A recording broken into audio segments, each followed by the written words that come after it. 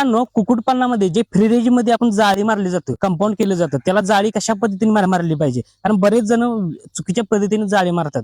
तर मित्रांनो, 10 रुपये खर्च करायचा आहे कुक्कुटपालनामध्ये, ते योग्य रीतीने त्यामध्ये खर्च झालं पाहिजे. तर आपण बघणार आहोत जाळी कशा पद्धतीने मारली पाहिजे.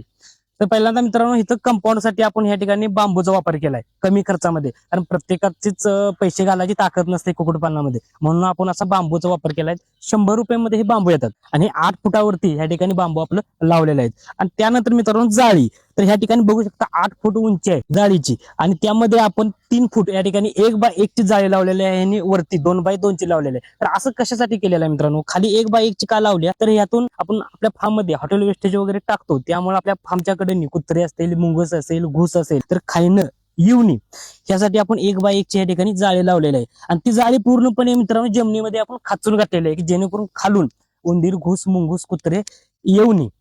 आणि 3 फुटावरती या ठिकाणी आपण 2 बाय 2 ची जाळी लावली, कारण मुंगूस या 2 फुटावरती येऊन मित्रांनो आत येऊ शकत नाही. तर असं मित्रांनो जर हे नियोजन केलं तर आपल्या योग्यरीत्या आपले 2 रुपये जे आपण खर्च करणार आहे ते आपल्या योग्यरीत्या या ठिकाणी खर्च होत. अशा अधिक माहितीसाठी आपल्या फार्म मध्ये ऑफलाईन ट्रेनिंग ठेवली आहे. तर ज्यांना कोणाला ट्रेनिंग घ्यायची असेल, माहिती घ्यायची असेल, तर खाली दिलेल्या नंबरवरती संपर्क साधा. धन्यवाद.